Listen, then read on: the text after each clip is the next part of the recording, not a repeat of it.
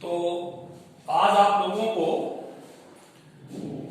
मैं ज्या और कोज्या नियम बताऊंगा, sine rule and cosine rule. Sine को पूरा SIN ही लिखते हैं, शार्ट में SIN लिखते हैं sine, sine rule and cosine rule. Cosine को शार्ट में कास लिखते हैं, पूरा कोसाइन लिखते हैं। साइन की हिंदी ज्या नियम और कोसाइन रूल की हिंदी कोज्या नियम। ठीक है, पहले इसको जानने से पहले आप पहले त्रिभुज के विषय में जान लीजिए। ट्रायंगल ABC है, कोणों को कैपिटल लेटर से लिखते हैं। ठीक है, हमेशा ये पारंपरिक नियम है, पूरी दुनिया में इसका पालन होता है कि कोणों को अंग्रेजी के कैपिटल लेटर से और जो कोण रहेगा उसके सामने की भुजा को उसी अक्षर से स्मॉल लेटर से, जैसे कोण A है तो कोण A के सामने की भुजा BC पड़ेगी, BC को स्मॉल a से व्यक्त करेंगे।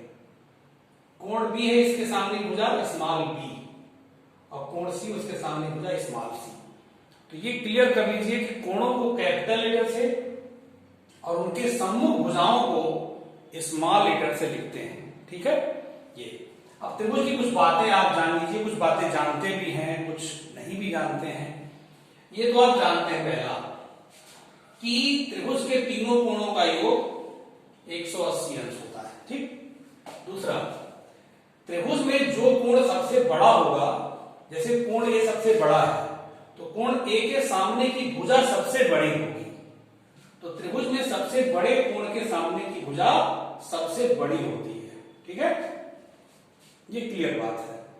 दूसरा अगला देखिए, नेक्स्ट त्रिभुज में सबसे छोटे कोण के सामने की भुजा सबसे छोटी होती है। जो कोण सबसे छोटा होगा उसके सामने की भुजा सबसे छोटी होगी। तो ये मेरे ख्याल से तीनों आप जानते थे। जो इसमें चौथी बात है, इस पर बहुत ध्यान देने की जरूरत है। ये कुछ लोग जानते भी होंगे, कुछ लोग नहीं जानते होंगे।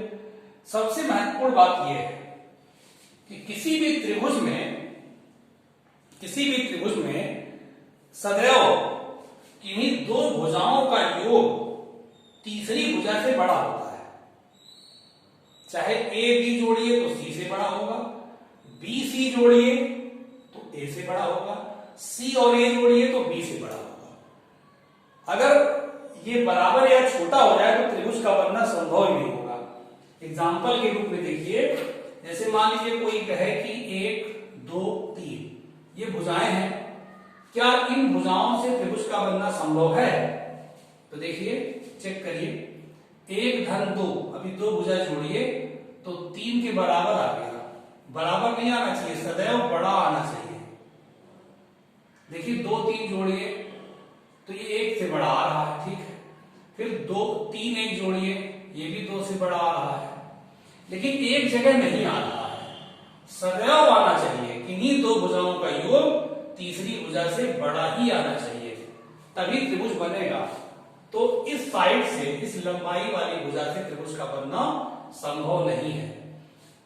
तो त्रिभुज का बनना तभी संभव है जब त्रिभुज में किन्हीं दो भुजाओं का योग तीसरी भुजा से बड़ा होगा। तो ये बड़ा महत्वपूर्ण मैटर है। ठीक है, तो अब आपको मैं बताने जा रहा हूं साइन रूल और कॉस रूल। इसको नोट कर लीजिएगा। तो देखिए साइन रूल क्या होता है।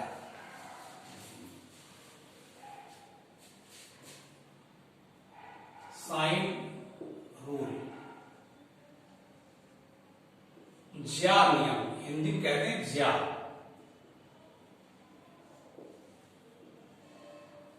किसी त्रिभुज में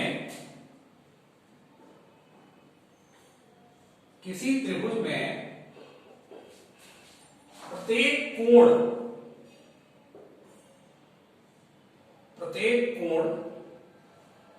अपने सम्मुख भुजा, प्रत्येक कोण का साइन लिखिए, प्रत्येक कोण की ज्या माने साइन। किसी त्रिभुज में प्रत्येक कोण की ज्या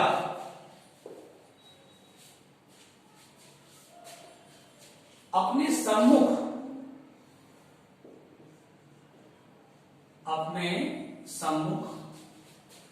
भुजा के समानुपाती होती है, भुजा के समानुपाती होती है।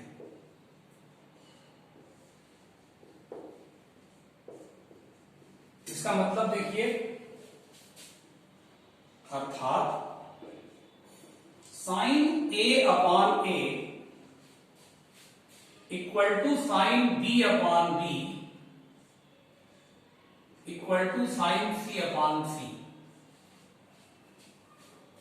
त्रिभुज से समझिए इसको, जैसे त्रिभुज है, कोई त्रिभुज, किसी त्रिभुज में, अधिक कोण त्रिभुज में भी, न्यून कोण त्रिभुज में भी और समकोण त्रिभुज में भी, सभी प्रकार के त्रिभुजों में यह साइन रूल लागू होता है। यह आपको आगे मिलेगा, इधर कई चैप्टर आगे मिलेंगे, उसमें यूज मिल सकता है, इसका प्रयोग बहुत ज्यादा होता है। तो देखिए क्या क्या, किसी त्रिभुज में प्रत्येक कोण की ज्या, जैसे ये कोण है, कोण ए की ज्या माने ए का साइन, ए का साइन अपने सम्मुख, सम्मुख भुजा कौन है, ए के सामने भुजा ए होगी ना, तो ए का जो साइन होता है अपने सम्मुख भुजा का अनुपात तीनों के लिए बराबर होता है, समान अनुपाती होता है, समान अनुपाती होता है। ऐसे ही कोण बी का साइन अपने सम्मुख भुजा के अनुपात, फिर कोण सी का साइन उसके सम्मुख भुजा का अनुपात, तीनों अनुपात समान होता है। इसलिए कहा जाता है कि किसी त्रिभुज में प्रत्येक कोण का जो साइन होता है अपने सम्मुख भुजा के समानुपाती होता है। ठीक है, इसको उल्टा करके भी लिख सकते हैं, या करके आप, कोई अगर इसको उल्टा लिख रहा है ऐसे, ये भी सत्य है। ठीक है, सी अपान साइन सी। तो साइन रूल है। अब देखिए इसका यूज क्या होगा, इसका यूज मैं आपको बताऊं, इसको नोट कर लीजिए।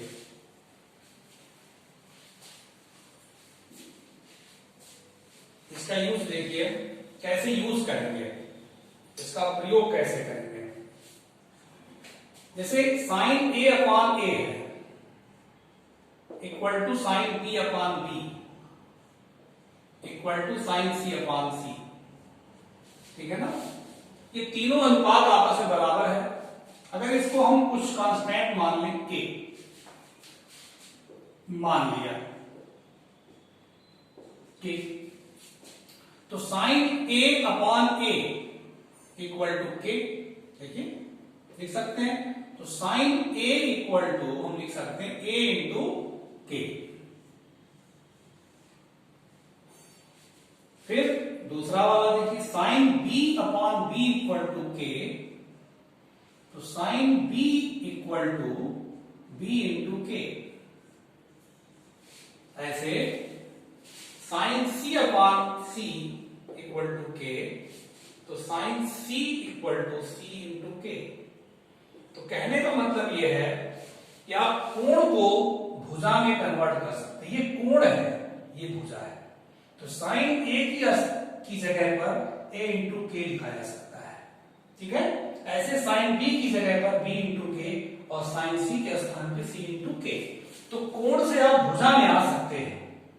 ठीक है, इसका अगर रिवर्स करें, देखिए ए इक्वल टू क्या होगा, ए इक्वल टू 1 अपान के साइन ए, 1 अपान के साइन ए। देखिए ए इक्वल टू 1 अपान के साइन ए। ऐसे ही बी इक्वल टू 1 अपान के साइन बी। ऐसे ही सी इक्वल टू 1 अपान के साइन सी। तो कहने का मतलब यह है कि आप कोण से भुजा में आ सकते हैं ये, और भुजा से कोण में आ सकते हैं। साइन रूल का पर्पज यही है कि भुजा से हम कोण में चले जाएं, कोण से भुजा में आ जाएं। तो रूपांतरण का ये सूत्र है। इसका एक फार्मूला और निकल के सामने आता है। देखिए, अभी हम कहें साइन ए अनुपाते, साइन, इसको नीचे लिखिए, हम जो ऊपर लिख रहे हैं उसको आप नीचे लिखिएगा। साइन ए अनुपाते साइन बी अनुपाते साइन सी। सब फेयर बनाइएगा अच्छे से, मैं फेयर के टाइप का पढ़ा रहा हूं। आप फेयर कॉपी अच्छे से बना करके फेयर ओके करिए, वीडियो की तरह नहीं ऐसे वीडियो देख लिए काम हो गया, नहीं फेयर बनाइए अच्छे से, सब नोट करिए। मैं केवल समझा नहीं रहा हूं, समझा भी रहा हूं, पूरा लिखवा भी रहा हूं। साइन ए अनुपाते साइन बी अनुपाते साइन सी इक्वल टू, देखिए साइन ए का मान कितना है, ए इंटू के अनुपाते साइन बी की वैल्यू बी इंटू के अनुपाते साइन सी की वैल्यू सी इंटू के। ठीक है, समान अनुपात में हम समान संख्या से भाग दे सकते हैं। तो अगर हम के से भाग दे दें तीनों में तो क्या आ जाएगा, ए अनुपाते बी अनुपाते सी। इसका मतलब ये हुआ साइन रूल से एक ये सूत्र निकल के सामने आया कि साइन बी अनुपाते साइन ए अनुपाते साइन बी अनुपाते साइन सी बराबर ए अनुपाते बी अनुपाते सी। ठीक है, ये क्वेश्चन आपका, ये सूत्र हो गया, इसे कहते हैं साइन रूल, ज्या नियम। अब इस पे एक सवाल देखिए, आप बता रहे हैं, इस पे आपको एक सवाल होता है, क्वेश्चन कैसे इसका प्रयोग होता है।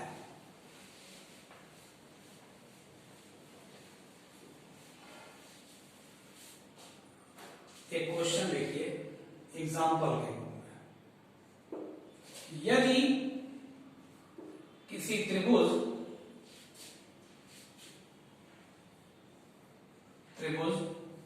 के कोण 1:2:3 के अनुपात में है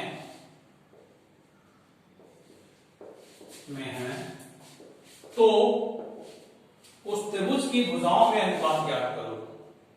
उस त्रिभुज के भुजाओं में अनुपात ज्ञात करो। तो देखिए साइन रूल का प्रयोग ऐसे ही होता है कि कोण में आपको अनुपात देगा, भुजाओं में पूछेगा, भुजाओं में देगा अनुपात, फिर कोण में अनुपात पूछेगा। तो इंटरचेंज, कोण से भुजा में आना, भुजा से कोण में जाना, साइन रूल हमें ले जाता है। इसका देखिए सॉल्यूशन, त्रिभुज के तीनों कोणों का अनुपात दिया है, मान लिया त्रिभुज के 3 कोण अनुपात में है ना, इसको ऐसे मान सकते हैं, x 2x 3x है, 1:2:3 है, इसको x 2x 3x मान सकते हैं। त्रिभुज के तीनों कोणों का योग कितना होता है, 180। चूंकि त्रिभुज के तीनों कोणों का योग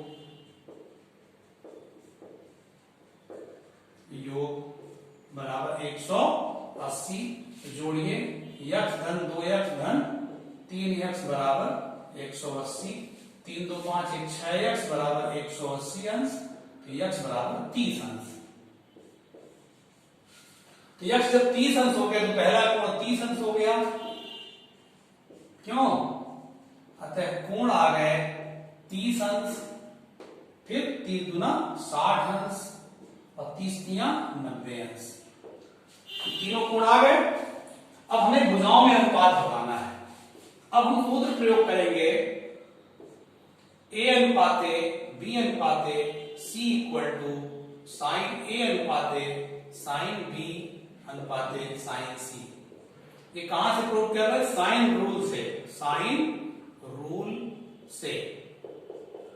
ये आप लिख पा रहे हैं साइन रूल से। हमको भुजाओं में अनुपात ज्ञात करना था।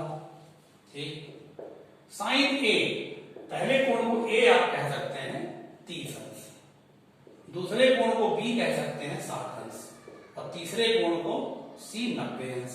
ठीक है, तो साइन 30 की वैल्यू 1/2, इसकी वैल्यू करड़ी में 3/2, इसकी वैल्यू 1। ठीक है, इसको सरल अनुपात बनाने के लिए आप 2 से गुणा कर सकते हैं, 1:, करड़ी में 3:2, ये आंसर हो गया। ठीक है, इस तरीके से क्वेश्चन साइन रूल से लगाया जाता है, इसको नोट कर लीजिए। अब आइए कोज्या नियम, cos rule.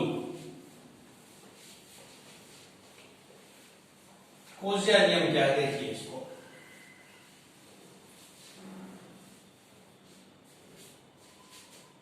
Cos rule, cosine rule, कोज्या नियम।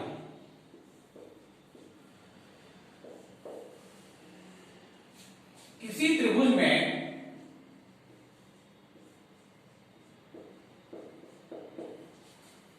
cos A इक्वल टू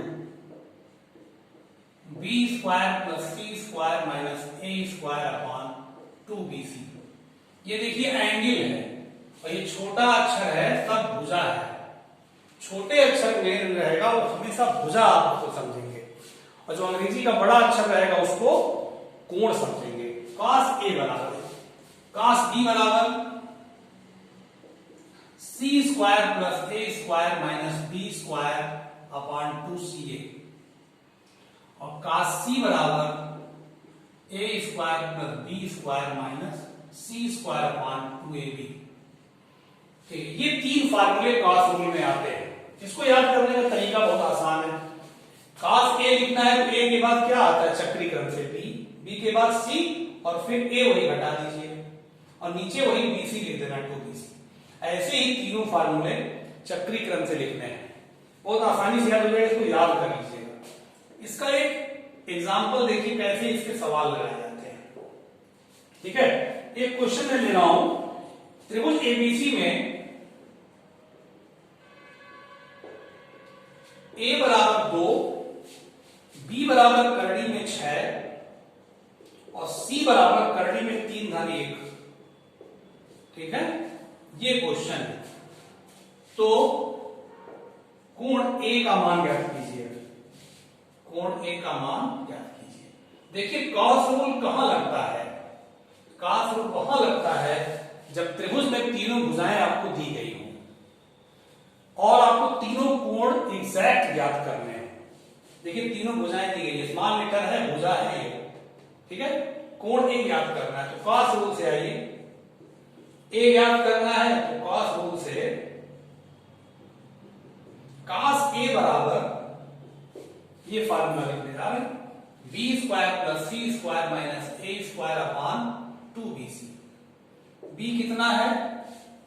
करड़ी में 6 का वर्ग, c करड़ी में 3/1 का वर्ग ऋण 2 का वर्ग बटा 2bc करड़ी में 6 करड़ी में 3/1। ठीक है, देखिए इसको सॉल्व करें। करड़ी में 6 का वर्ग 6, उसका 3/1/2 करड़ी में 3 ऋण 4, ये 2 करड़ी में 6 करड़ी में 3/1, 6 3 9 1 10, 10 में से 4 गया 6।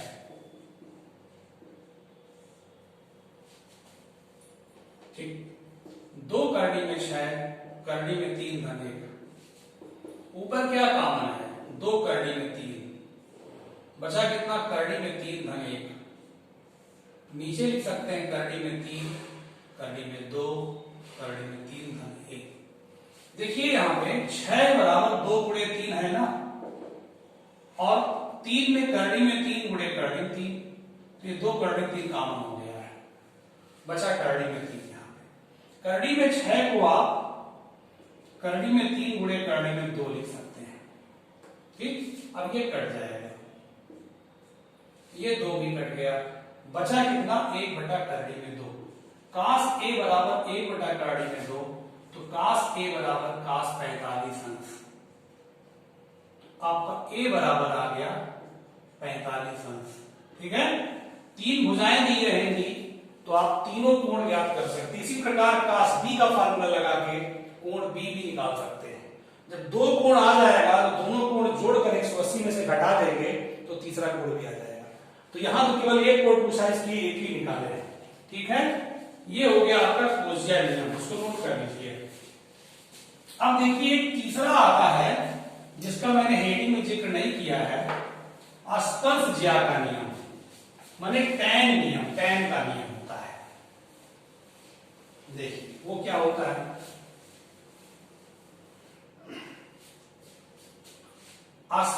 ज्या का नियम, ये सब फेयर कॉपी पे अच्छे से नोट कर लीजिएगा।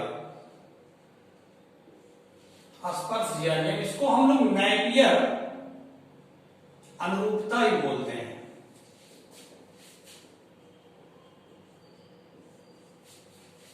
स्पर्श ज्या की इंग्लिश होती है टेंजेंट, टेंजेंट रूल, ठीक है। देखिए इसमें भी 3 फार्मूले हैं। ये सूत्र है पहला, tan b minus C by 2 equal to b minus C upon b plus C cot a by 2। ये सब अच्छे से फेयर में नोट कर लीजिएगा, बड़े इंपॉर्टेंट फार्मूले हैं, यूज में आएंगे। tan c माइनस a बटा 2 equal to c minus a upon c plus a cot b by 2। तीसरा है tan a minus b upon 2 equal to a minus b upon a plus b cot c by 2। देखिए इसको, ये जो small letter में है ना B C देखना, ये सब स्मॉल लेटर में है, ये साइड है, भुजाएं हैं, और जो कैपिटल लेटर में है सब क्या है, कोण है। इसको लिखने का तरीका आप देख रहे होंगे, बहुत आसान है। b माइनस सी लिखना है तो यहां b माइनस सी रहेगा और नीचे आपका प्लस है। c माइनस ए का लिखना है तो c माइनस ए रहेगा। अगर कोई a माइनस सी लिख दिया मान लो तो गलत नहीं होगा, यहाँ a माइनस सी लिख देगा। a माइनस बी लिखा है कि यहाँ a माइनस बी होगा, और जो अच्छा इसमें नहीं है वो यहाँ हो जाएगा, काट a बाई 2, ठीक है। तो ये फार्मूले 3 हैं, इसको कहते हैं स्पर्श ज्या नियम या नेपियर अनुरूपता। इसका प्रयोग आगे मिलेगा आपको, ठीक है। ये आपका हो गया। तो इसका यूज है, अब देखिए आपको मैं बताने जा रहा हूं गणितीय आगमन सिद्धांत चैप्टर, अगला चैप्टर है गणितीय आगमन सिद्धांत। ये त्रिकोणमिति फलन के बाद का चैप्टर है, ठीक है। मैथमेटिकल